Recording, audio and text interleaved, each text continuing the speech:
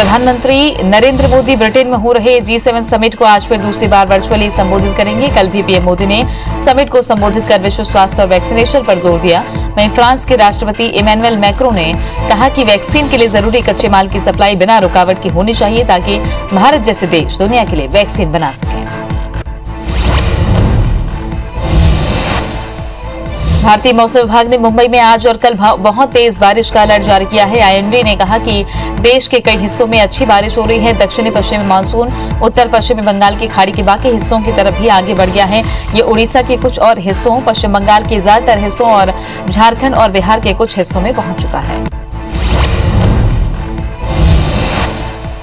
राजस्थान में कांग्रेस पार्टी अंतर्कलह से परेशान है। इसी बीच राजस्थान के पूर्व उप मुख्यमंत्री सचिन पायलट दिल्ली प्रवास पर हैं। आज पार्टी और प्रदेश के सियासी घटनाक्रम को लेकर सचिन पायलट कांग्रेस की महासचिव प्रियंका गांधी वाड्रा से मुलाकात कर सकते हैं। कांग्रेस लगातार विवाद सुलझाने का प्रयास कर रही है। सीएम भूपेश बघेल आज गौरेला, पेंड्रा, मरवाही और रायपुर जिले को विकास कार्यों की सौगात देंगे। पंडित दीनदयाल ऑडिटोरियम में दोपहर 12 बजे रायपुर में 561 करोड़ रुपए के 391 विकास कार्यों का लोकार्पण और भूमि पूजन किया जाएगा। पेंड्रा को 120 करोड़ रुपए के 361 विकास कार्यों की सौगात मिलेगी। पेंड्रा के कार्यक्रम में सीएम वर्चुअली शामिल होंगे। सीएम भूपेश बघेल की मासिक रेडियो वार्ता लोकवाणी का प्रसारण आज होगा। इस बार की लोकवाणी वार्ता राजीव गांधी किसान न्याय योजना के विस्तार पर केंद्रित होगी। सीएम भूपेश बघेल राजीव गांधी किसान न्याय योजना के विस्तार पर प्रदेशवासियों से बातचीत करेंगे। कार्यक्रम का प्रसारण सुबह 10:30 बजे यानी कि अब से थोड़ी देर बाद होगा। राजधानी रायपुर में बीजेपी अनुसूचित जनजाति मोर्चा ने प्रदर्शन किया। बीजेपी कार्यकर्ताओं ने राजधानी में कोरोना गाइडलाइन के उल्लंघन का आरोप लगाते हुए आज महापौर बंगले के सामने प्रदर्शन किया, लेकिन जिस आरोप पर बीजेपी प्रदर्शन करने गई थी उनका खुद पालन नहीं किए। प्रदर्शनकारी कई भाजपाई बिना मास्क दिखे।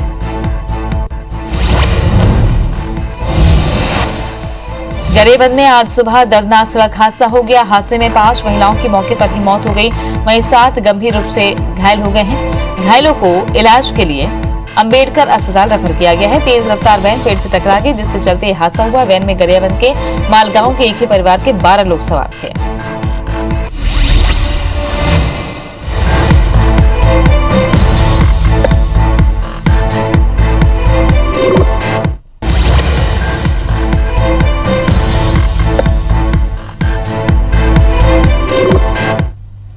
और अब देख लेते हैं बिग न्यूज। प्रधानमंत्री नरेंद्र मोदी ब्रिटेन में हो रही G7 समिट को आज फिर दूसरी बार वर्चुअली संबोधित करेंगे। कल भी पीएम मोदी ने समिट को संबोधित कर विश्व स्वास्थ्य और वैक्सीनेशन पर जोर दिया। वहीं फ्रांस के राष्ट्रपति इमैनुअल मैक्रों ने कहा कि वैक्सीन के लिए जरूरी कच्चे माल की सप्लाई बिना रुकावट की होनी चाहिए ताकि भारत जैसे देश दुनिया के लिए वैक्सीन बना सकें। देश की राजधानी में अब कोरोना का प्रकोप बहुत कम हो गया है। इसी के मद्देनजर अनलॉक की प्रक्रिया के तहत दिल्ली में सोमवार के से सभी मार्केट, मॉल्स, रेस्टोरेंट खुलना शुरू हो जाएंगे। हालांकि दिल्ली में अभी school, college, swimming pool, spa centre बंद रहेंगे। ये घोषणा मुख्यमंत्री अरविंद केजरीवाल ने प्रेस कॉन्फ्रेंस में की है।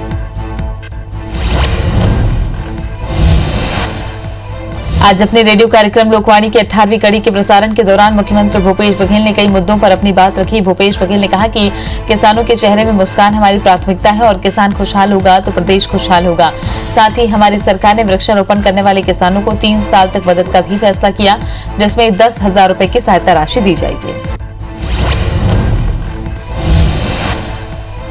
पश्चिम बंगाल के आसनसोल में दवा के ट्रक और तेल के टैंकर के बीच टक्कर होने से आग लग गई। आग पर काबू पाने से पहले ही 3 लोग आग में जिंदा जल गए और घटनास्थल पर 2 लोगों की मौत हो गई।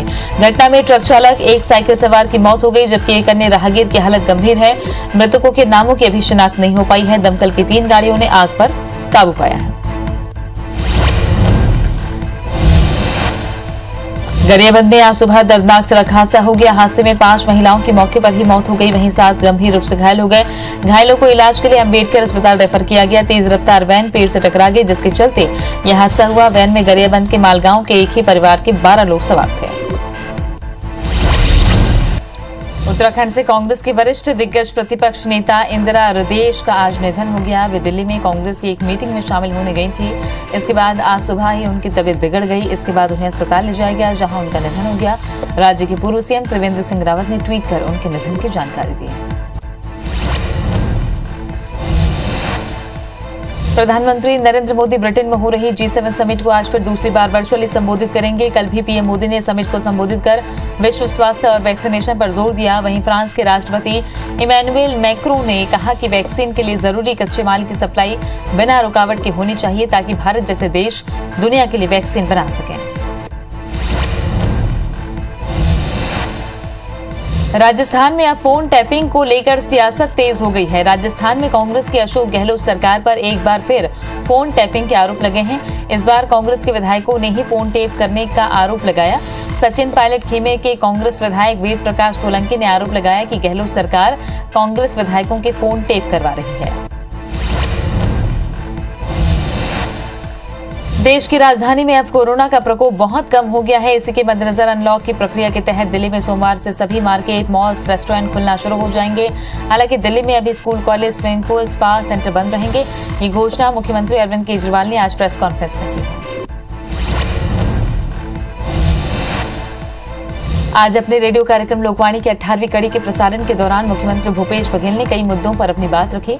सीएम भूपेश बघेल ने कहा कि किसानों के चेहरे में मुस्कान हमारी प्राथमिकता है और किसान खुशहाल होगा तो प्रदेश खुशहाल होगा। साथ ही हमारी सरकार ने वृक्षारोपण करने वाले किसानों को 3 साल तक मदद का भी फैसला किया है, जिसमें 10,000 रुपए की सहायता राशि दी जाएगी।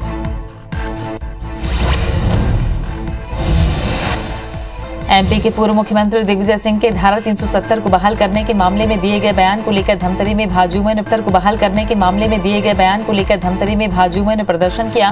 भाजयुमो ने दिग्विजय सिंह को देश विरोधी बताकर कार्रवाई की मांग की है। बता दें कि पूर्व सीएम दिग्विजय सिंह के वायरल हुए ऑडियो से देश भर में बहस छिड़ गई है।